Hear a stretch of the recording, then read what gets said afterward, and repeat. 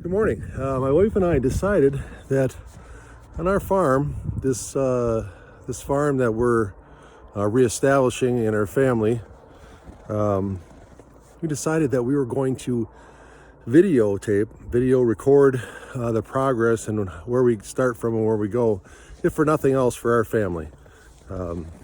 If you're not our family you're watching, well, thanks for watching. I appreciate that. I'm just going to give you a little look around. We've not worked here since probably September because it started getting frigid, and we ran to a spot where we couldn't move any farther. We couldn't go past the point in which we got to. So we ended up shutting our house down. There was no water or really any electricity to speak of, and just kind of leave it for the winter. I wouldn't normally do that.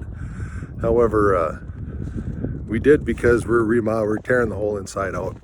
So it won't really matter if we ruin anything or not. So I just drove up today and just looked at what God has painted us here. And I'm kind of in awe of, like, I want to pinch myself a little bit. We have 49 acres in northern Minnesota. In fact, Canada is right across the river here, so we're not very far. Winter temperatures get down to very frigid. It's not uncommon to have 20 or 40 below weather with just the regular ambient air temperature. Throw in the wind chill and it gets much worse.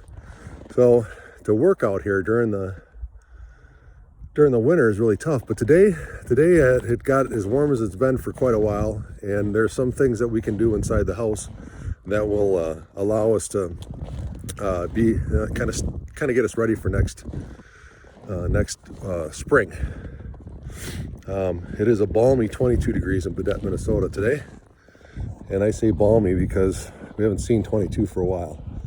Next week it'll be in like minus below, like 10 below during the daytime and nighttime, and sustain that way for quite a while. So I just kind of wanted to give you a little look around here. And I do remember tearing this place apart, the downstairs, and noticing how our house is built. I should give you another shot if you can see it. Our house was built in the 20s or 30s, and it was kind of a cookie cutter home. They built a lot of homes like that fast. The lumber industry up here was great, and there wasn't a lot of money put into it.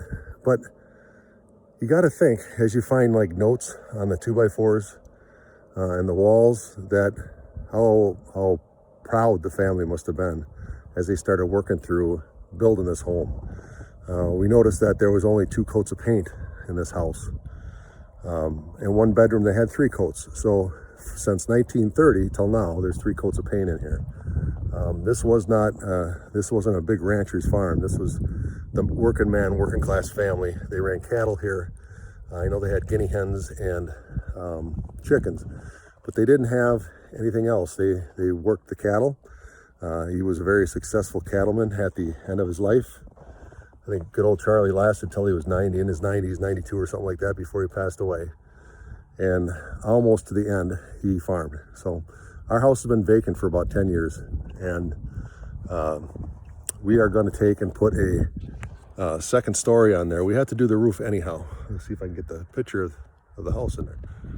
We got to do the roof anyhow. The roof is in really horrible shape. And it leaks in some couple different places. It's got an old roof, probably 40 years old or so. They've got their money's worth out of it. So we have to replace that roof. And we decided that if we're going to replace it, we might as well just go up. It's only a story and a half, so we're going to make it a true 2-story and continue with what they have up there. Right now they have 2 bedrooms, no bathroom. We're going to put 2 bedrooms and a bathroom upstairs there on the 2nd floor. So that's the big plan for the summer, at least in the beginning. So we are working on, this is our garden area over here. We are not great gardeners. We don't have great green thumbs. My wife does pretty good at it, but you know, anybody that gardens knows that you have to work it in order to be productive. So from that cherry bush over to the pine trees has all been tilled, and for years has been used as a garden. I don't know how big it is, but from here, from the road edge to the other road edge, we're going to we're going to start planting an orchard. We've been watching a lot of the Miracle Farm vlogs, and really enjoy and have learned a lot from Stefan. So we're going to start building our first 2 trios. Will go in here someplace. We're going to lay this out on graph paper and get it figured out. So a lot of work that needs to be done. Here's our machine shed. Is broke up in 2 pieces. These doors here haven't shut for years. On the bottom there's like a keeper to keep the doors from swinging in and out, and that it looks like it came up in a heave. When it gets so cold up here that the ground freezes so deep, it pushes everything up. So I don't know if you can see that. Yeah, you can. That we got to pull that out and put it back down. I think this time here I'll probably use an 8-foot post instead of whatever's in there. You get down to 8 feet, the chances of it coming up are slim. And we have our barn.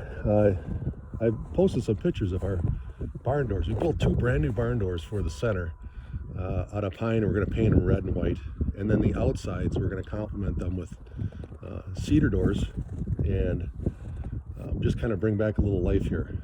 The wires here going to the barn are going to get replaced. We'll go underground with that. We did get new power to the place, so yeah, things will change a lot between now and the fall. We'll just have to wait and see what God's got in store for us, and the surprises that we can find, and the connections that we make.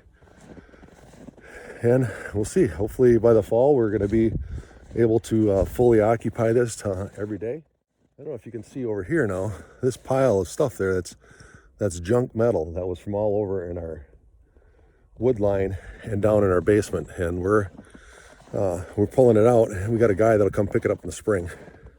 He's gonna pick it up in the spring and get some money. So I don't care if I sell it, I don't have to move it again. He'll just bring a truck in and pick it up. So I guess that's all I got for now. We'll keep getting after it, and catch us on the next one. God bless you.